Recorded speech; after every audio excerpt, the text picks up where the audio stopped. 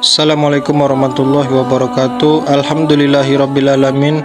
Assalatu wassalamu ala asrafil anbiya'i wal mursalin Sayyidina wa maulana Muhammadin wa ala alihi wa sahbihi ajma'in, amma ba'du. Baik sahabat Islam, apa kabar kalian semua? Semoga kalian selalu diberikan lindungan dari Allah subhanahu wa ta'ala. Amin ya rabbal alamin. Menurut agama Islam, mujadid secara etimologi memiliki arti yaitu pembaharu. Adalah seorang yang akan memperbaiki kerusakan serta mengembalikan umat Islam ke jalan agama yang benar. Mujadid akan memperbaiki penyimpangan yang terjadi dalam agama Islam, merekonstruksi sebuah sistem, memperbaiki sekaligus membersihkan Islam dari praktek bid'ah, khurafat, serta bermacam kesesatan dan kemaksiatan yang sudah merajalela. Rasulullah Shallallahu Alaihi Wasallam menyampaikan akan lahir seorang mujadid setiap 100 tahun sekali atau 1 abad berdasarkan kalender Hijriah, dan biasanya muncul dari kalangan ulama, orang yang alim, dan juga cendekiawan muslim.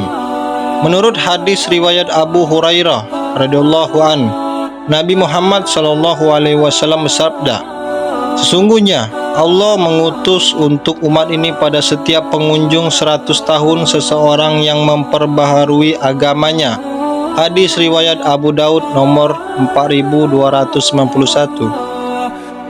Ustadz Amru menyampaikan saat bid'ah dan kemaksiatan tengah merajalela, Allah subhanahu wa ta'ala akan mengutus para ulama di setiap abad untuk mengembalikan umat Islam kepada jalan yang benar, menegakkan kembali sunnah yang sudah terkikis dan pudar. Dan ini adalah salah satu keistimewaan bagi umat Nabi Muhammad Sallallahu Alaihi Wasallam. Ustadz Amru lanjut menerangkan mujadid di setiap abad itu tidak harus satu orang. Imam Ibnu Hajar di antara ulama yang berpendapat seperti itu. Apakah benar sosok mujadid akan muncul di tahun 2024? Saat ini tengah ramai diperbincangkan mengenai mujadid yang akan muncul di tahun 2024, yang tak lepas dari sejarah mengenai masa keemasan Islam. Beberapa kalangan melihat bahwa masa pemerintahan Turki Utsmani sekitar tahun 1924 adalah berakhirnya masa keemasan bagi agama Islam. Jika terhitung 100 tahun dari tahun 1924, maka akan tepat jatuh pada tahun 2024 nanti, yang dihubungkan akan kemunculan mujadid pada tahun tersebut. Wallahu alam, cuma Allah subhanahu wa ta'ala yang tahu akan hal tersebut.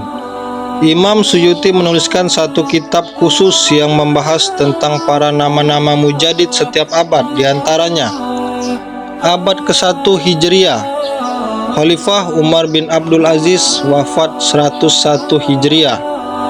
Abad kedua Muhammad bin Idris Asy-Syafi'i atau dikenal dengan Imam Syafi'i, wafat 204 Hijriah. Kedua sosok ini hampir disepakati oleh semua ulama. Bahkan Imam Syafi'i diisyaratkan langsung oleh Nabi Muhammad Sallallahu Alaihi Wasallam. Abad ketiga Imam Ibnu Suraij, wafat 306 Hijriah, atau Abdul Hasan al-Asy'ari, wafat 324 Hijriah.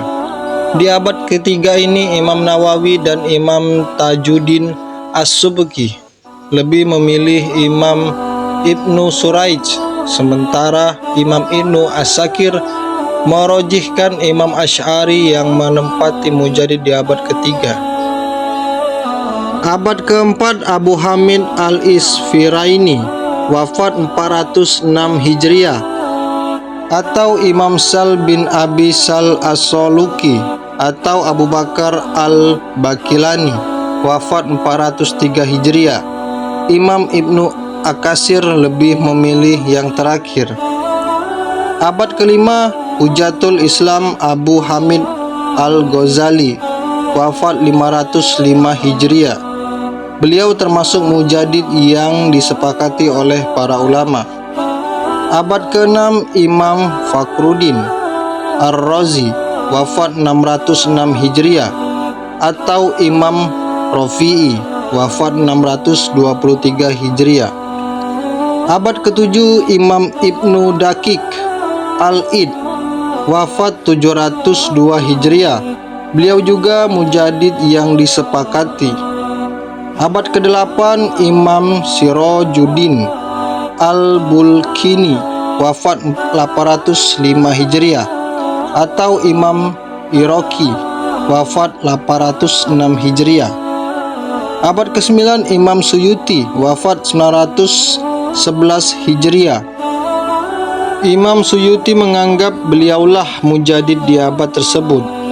Abad ke-10 Imam Syamsuddin Ar-Ramli, wafat 1004 Hijriah.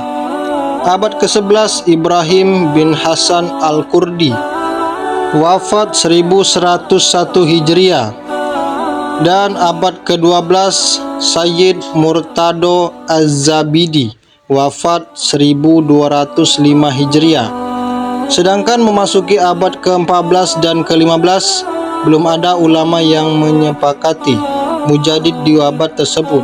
Tetapi Imam Suyuti menyampaikan di akhir abad umur dunia ini Nabi Isa alaihi salam akan muncul sebagai mujadid yang paling terakhir. Wallahu a'lam bishawab. Semoga dari penjelasan ini untuk memotivasi kita agar lebih meningkatkan ketakwaan kita kepada Allah Subhanahu wa taala. Karena tanda-tanda akhir zaman sudah banyak bermunculan sekarang ini. Mungkin sekian dulu video saya kali ini, semoga bisa bermanfaat bagi kalian semua. Jika ada kesalahan dalam pengucapan mohon dimaafkan, dan kepada Allah saya meminta ampun. Saya akhiri, wassalamualaikum warahmatullahi wabarakatuh.